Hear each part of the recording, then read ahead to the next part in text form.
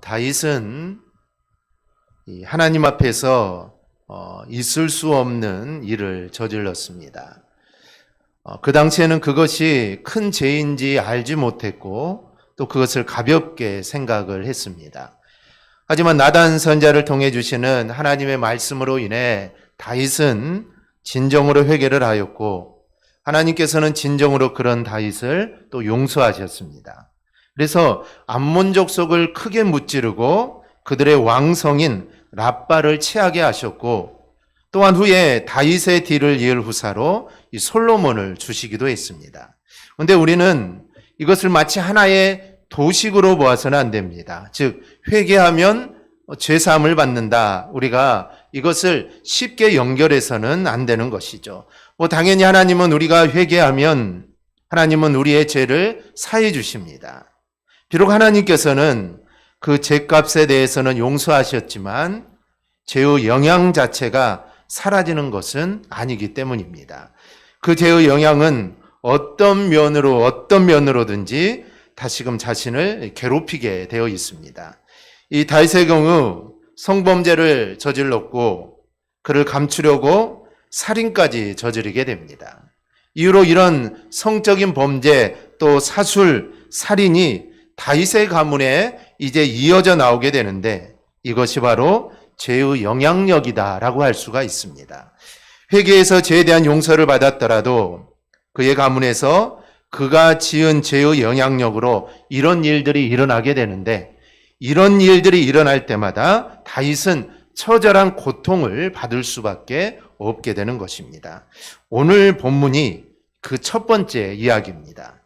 하나님은 나단 선지자를 통하여 다윗의 가문에 이러한 일들이 일어날 거라고 말씀을 하십니다. 그런데 다윗이 예언했던 그 일들이 일어나기 시작하는데 그 첫 번째 사건이 오늘 본문 이야기입니다. 다윗의 아들 암논이 다윗의 딸인 다말을 강간하는 일이 일어나게 됩니다. 배다른 자식이기는 하지만 다윗의 자식 간에 벌어진 이런 성적인 범죄입니다. 그런데 이 일이 이루어진 데는 이 당사자인 암논도 문제였지만 그의 모사였던 요나답도 한몫을 합니다. 이 두 사람의 행동은 이 세상을 사는 우리에게 경계해야 할 중요한 점들을 우리에게 말해줍니다. 먼저는 우리가 암논에 대해 살펴보겠습니다. 다윗은 그동안 이 도망 다니느라고 이 자식을 제대로 갖지 못했는데 이제 다윗 헤브론에 정착을 하면서 낳은 첫 번째 아들이 바로 이 암논입니다. 사무엘하 3장 2절을 보면 다윗이 헤브론에서 아들들을 낳았으되 맏아들은 암논이라 이스라엘 여인 아히노암의 소생이요라고 합니다. 암논을 맏아들이라고 합니다. 이 맏아들이라는 말은 첫 번째 아들이라는 말도 있지만 이 말에는 더 중요한 의미를 가지고 있습니다. 이 맏아들을 의미하는 이 베코르라는 이 단어는 맏아들만이 가질 수 있는 권리, 즉 아버지가 누리고 있는 모든 권한을 그대로 위임받는 장자권이라는 의미를 지니고 있습니다. 그래서 암논을 맏아들로 소개한다는 것은 원칙적으로 그가 이제 다윗을 이어 이스라엘의 왕위에 오르게 될 장자권을 가진 계승자임을 드러내는 것입니다. 즉 처신만 잘하면 다윗을 이어 왕이 될 장자라는 것이죠. 그리고 장자가 왕위를 이어가는 것은 이스라엘의 법이기도 합니다.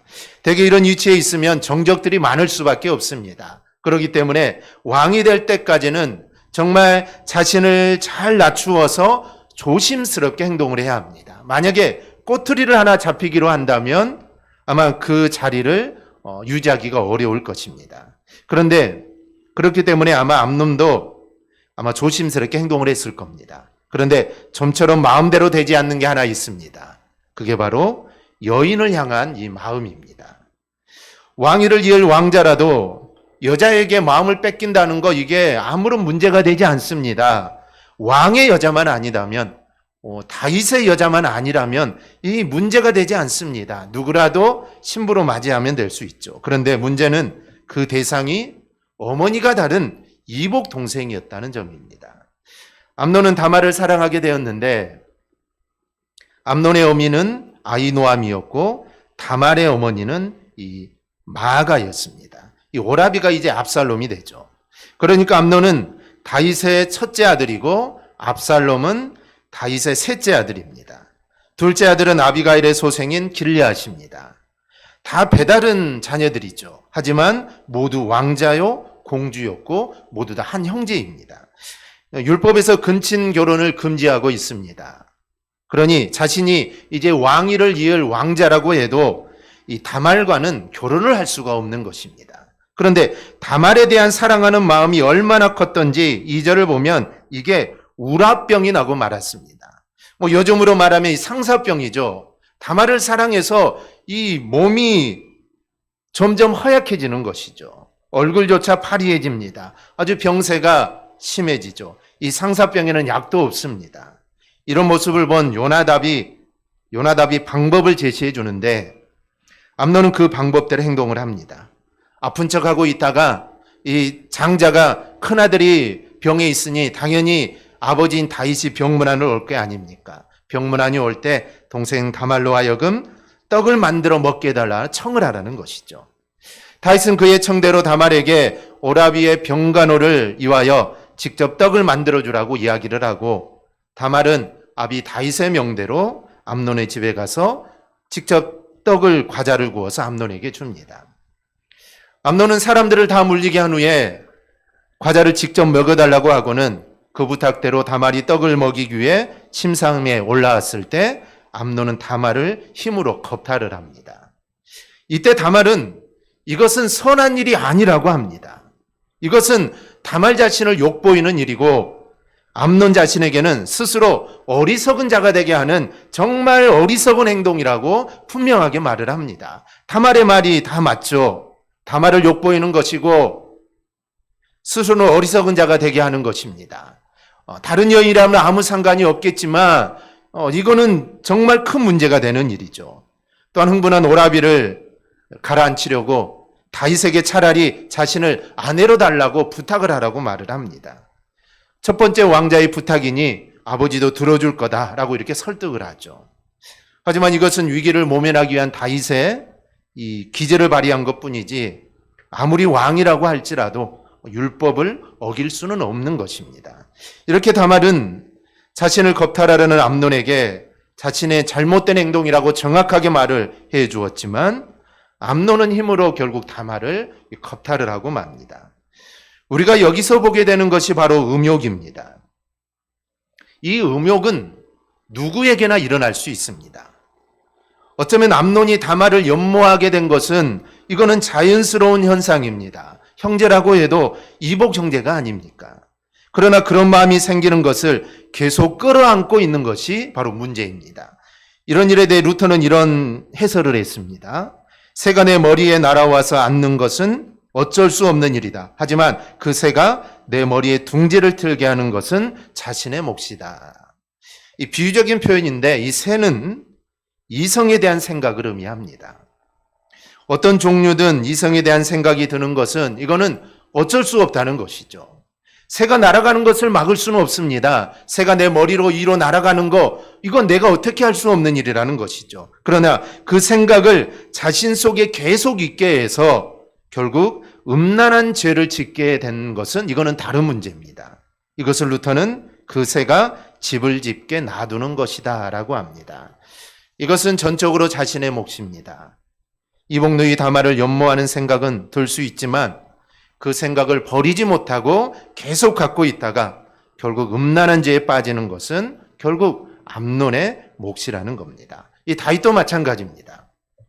목욕하는 여인을 보고 음욕이 발생하는 것은 이거는 어쩔 수 없는 일입니다. 하지만 그 음욕을 이기지 못하고 그 여인을 범한 것은 이거는 분명한 죄가 됩니다. 암논이 똑같은 패턴으로 죄를 범하고 있는 것입니다.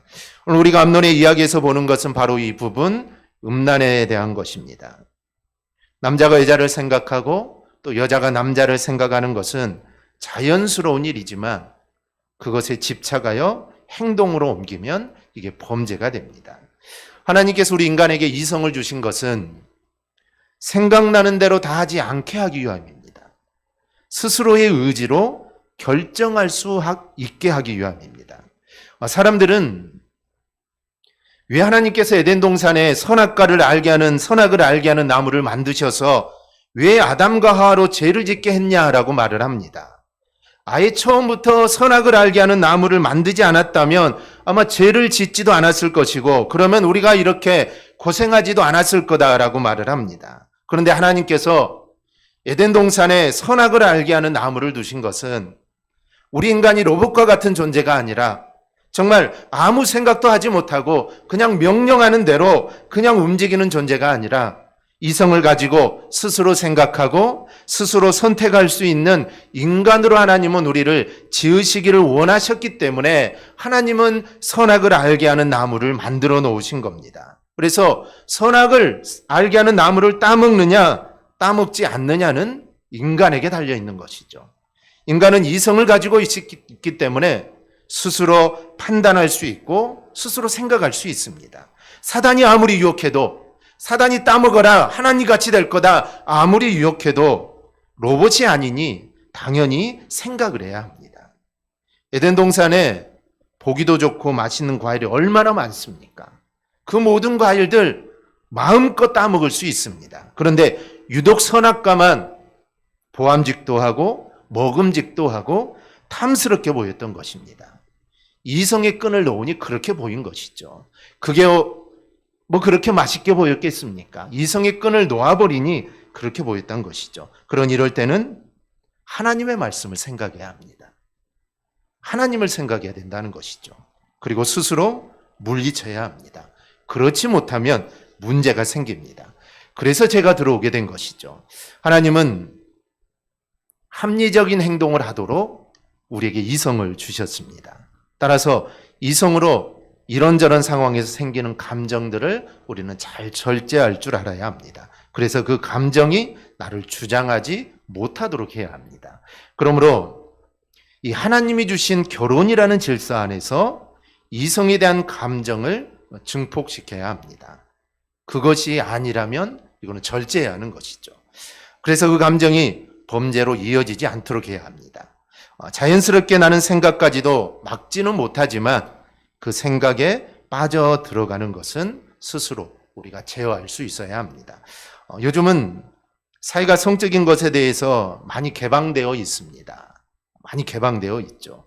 그럼에도 불구하고 우리 성도는 하나님이 주신 결혼이라는 질서를 가볍게 여겨야 합니다. 그리고 이런 성적인 범죄에 빠지지 않기 위해서는 우리는 항상 깨어 있어야 합니다. 감정이 생각나지 않게 일어나는 경우가 있다면 우리는 기도하면서 그 생각을 하나님 앞에서 우리는 정리할 줄 알아야 합니다.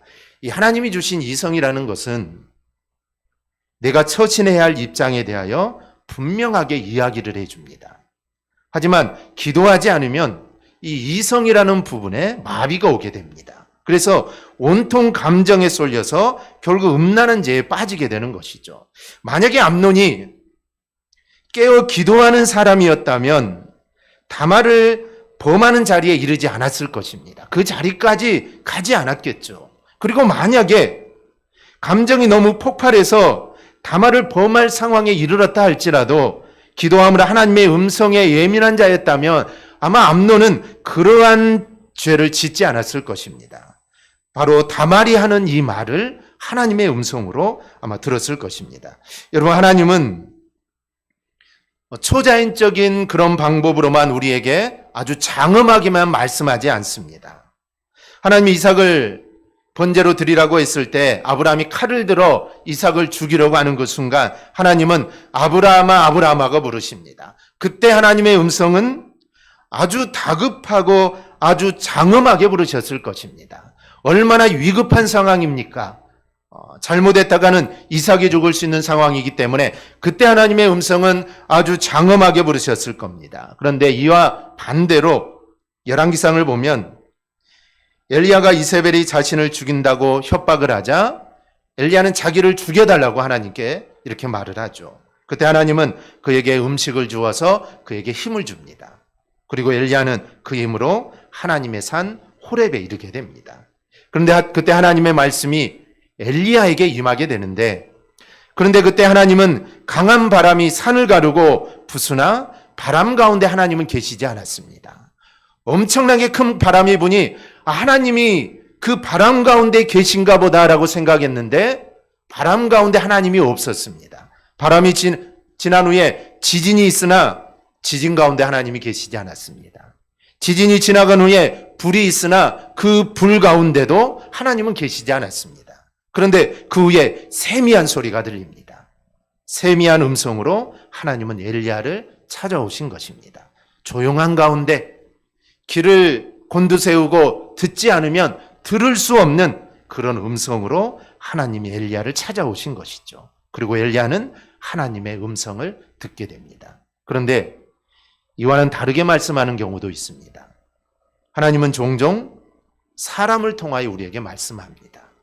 믿는 성도나 아니면 믿지 않는 사람들을 통해도 말씀을 합니다. 이때도 하나님은 지금 다말을 통하여 암논에게 말씀하고 있는 것입니다. 다말이 하는 말이지만 이 말은 지금 하나님께서 다말을 통하여 암논에게 주시는 말씀입니다. 그러니 그 말을 하나님의 말씀으로 알고 들었어야 했습니다. 만약에 암논이 깨어있는 자였다면 다말의 말을 하나님의 말씀으로 들었을 겁니다. 그리고 그는 그 일을 멈췄겠죠. 하지만 그는 깨어있지 않았기 때문에 그 말을 하나님의 음성으로 듣지 못했다는 것입니다. 그래서 성도가 항상 깨어있어야 하는 이유가 바로 여기에 있는 것입니다. 깨어있는 사람에게는 하나님께서 다양한 방법으로 목소리를 들려주십니다. 위험한 순간에, 아주 급박한 순간에 그 상황에서 돌이키도록 하나님은 말씀해 주시는 것이죠. 그러니 우리는 항상 깨어 기도하는 자가 우리는 되어야 합니다. 암논의 행동이 결국 온전한 사랑이 아니라 단지 음욕뿐이었다는 것은 다말을 범한 이후에 잘 드러납니다. 그래서 암논이 다말을 사랑함이 정말 그 사랑이었다면 이거는 좀 다르게 진행될 수도 있지만 그 사랑은 사랑이 아니었던 것입니다. 그게 그 후에 나타나는데 다말을 겁탈한 이후에는 다말을 보고 싶어 하지도 않습니다. 다말을 범한 것도 나쁜 짓인데 암논은 다말을 범한 이후에 이 다말을 아주 심히 미워합니다. 이전에 다말로 인하여 정말 파리에서 그렇게 질 정도로 상사병에 걸렸을 때보다 더 높은 강도로 다말을 싫어합니다. 싫어하는 모습을 아주 거리낌 없이 그대로 실행에 옮깁니다. 그냥 몰래 그냥 만나자고 해도 안 만나주고 피하는 것이 아니라 종을 시켜서 다말을 쫓아내게 하고 문빗장을 걸어 잠깁니다. 그래서 다말이 다시는 들어오지 못하게 합니다. 이때도 역시 다말은 자신을 쫓아내는 것은 자신을 겁탈하는 것보다 더 나쁜 행동이라고 알려줍니다. 그러나 암논에게 다말의 말은 들리지 않습니다. 그는 깨어있는 자가 아니었기 때문에 이번에도 하나님은 다말을 통해 하나님의 음성을 들려주었지만 그는 이번에도 하나님의 음성을 그는 무시합니다. 깨어있지 않는 자가, 곧 기도하지 않는 자가 보여주는 전형적인 행동입니다. 그러므로 우리는 늘 기도로 깨어 있어야 합니다. 그 이유는 우리의 육신이 약하기 때문입니다. 마음은 그렇지 않습니다. 마음은 그렇지 않는데 우리의 육신이 약해 우리는 넘어질 수밖에 없습니다.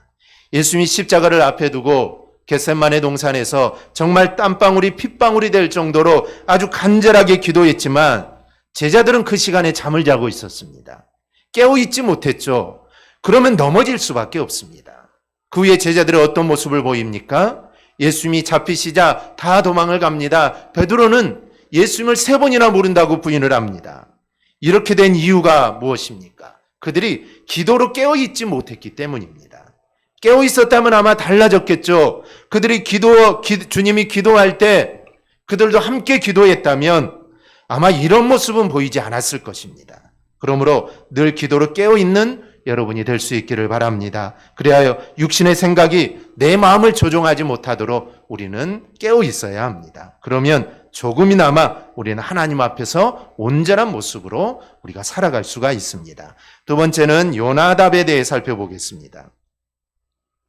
요나답은 다윗의 형 시므아의 아들이고 3절을 보면 간교한 자라고 합니다. 암논과 요나답은 사촌지간이죠. 그러면서 둘은 친구입니다. 요나답 입장에서는 암논이 다윗의 첫 번째 아들이니 차기 왕이라 생각한다면 그와 친하게 지내는 것이 이게 바람직한 일입니다. 하지만 요나답은 강고한 자였습니다. 암논이 파리한 것을 보고 분명히 암논에게 무슨 일이 있다는 것을 직감을 하게 되죠. 누이 다말을 연모해서 그렇게 된 것을 알고 요나답이 어떤 말을 해줍니다. 그리고 암논은 요나답을 계획 그대로 행동에 옮겨서 결국 다말에 대한 음욕을 채우게 됩니다. 여러모로 볼 때 요나답은 모사꾼입니다. 어찌할 수 없는 상황에서 어찌할 수밖에 없는 방법을 제시해 주었던 것이죠. 그의 방법은 결과를 이끌어내기에 충분했습니다. 그의 말대로 암논의 첫째 아들이니 다윗이 그의 부탁을 거절할 이유가 없었습니다. 더구나 아빈 입장에서는 오라비가 동생에게 병수발을 받고 싶다는 것이니 이 못할 일도 아니었습니다. 그렇게 함으로써 암논은 다말과 단둘이 있을 기회를 갖게 된 것이죠. 그러니 그의 제안은 묘안 중에 묘안이었습니다. 그의 제안이 그대로 이루어졌으니 이게 완벽한 묘안이었죠. 흔히 사람들은 이런 것을 보면 묘수라고 합니다. 즉 어떻게 해결할 수 없는 지금 상황은 어떻게 할 수가 없습니다. 이복 동생이니 어떻게 할 수가 없는 것이죠. 그런데 정말 어떻게 할 수 없는 상황에서 어떻게 할 수 있는 것을 알려주었으니 이게 묘수인 것입니다. 그런 묘수를 낸 사람을 지혜가 있다라고 칭찬을 합니다. 그런데 이건 세상 사람들이 이야기하는 기준일 뿐입니다. 세상 사람들은 자신의 이익을 위해 묘수를 생각하고 그 묘수를 알려주는 자에게 거액을 주기도 합니다.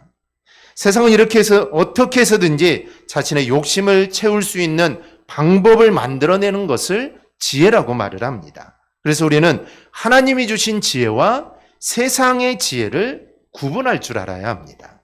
그럼 우리는 우리가 찾은 그 묘수가 하나님께로부터 온 것인지 아니면 세상에서 난 지혜인지 우리가 어떻게 알 수가 있습니까? 다음 두 가지를 보면 우리가 알 수 있습니다. 첫째는 그 묘수로 인하여 누군가가 다치고 있다면 그것은 하나님께로부터 온 지혜가 절대로 아닙니다. 요나답이 낸 묘수는 다말을 짓밟는 것입니다. 다말의 말대로 다말에 대해서는 수치를 안겨주는 일이고 또 그 행동을 신앙하는 암논 자신에 대해서는 어리석은 자가 되게 하는 일입니다. 그러니 이런 것을 하나님이 주신 지혜라고 할 수는 없습니다. 하나님이 주신 지혜는 다른 사람을 절대로 아프게 하지 않습니다. 그래서 다른 사람을 아프게 하고 무언가를 이루었다면 그건 하나님이 주신 지혜가 아닙니다.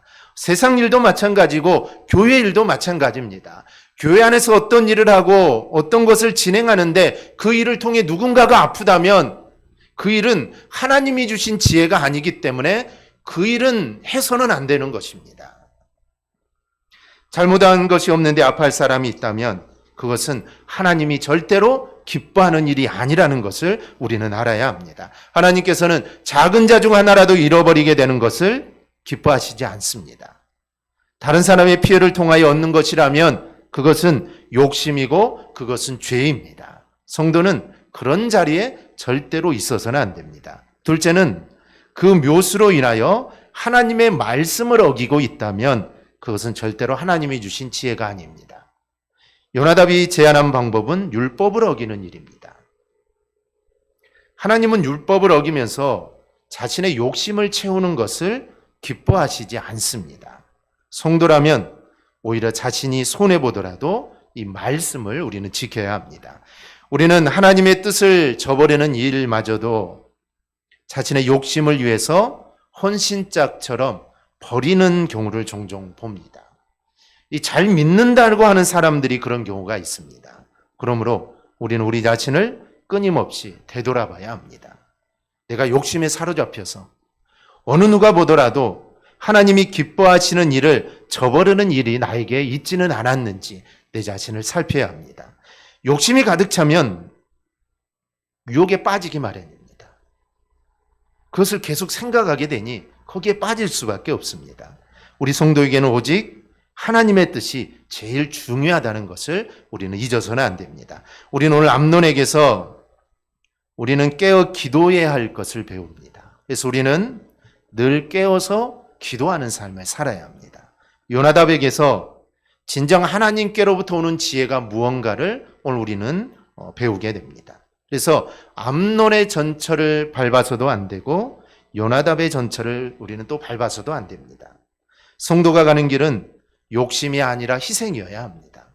무언가를 내가 욕심을 불어서 무언가를 채우는 게 우리의 길이 아니라 우리는 희생하는 길이어야 하고 이익이 아니라 말씀이 서는 자리가 되어야 합니다. 그 자리가 하나님이 기뻐하시는 자리입니다. 그리고 말씀에 위배된다면 그것이 나에게 유익이 되더라도 우리는 그 길을 가지 말아야 합니다. 그래야 죄의 길에서 우리가 벗어날 수가 있습니다. 그러므로 오늘 말씀을 통해 우리가 늘 하나님의 말씀의 자리에 우리가 늘 서고 그리고 우리가 늘 깨어 기도함으로 우리가 육신의 생각을 제어하고 우리가 하나님께 영광을 드러내는 우리 모든 성도들이 되기를 주님의 이름으로 축원합니다. 아멘. 기도하겠습니다.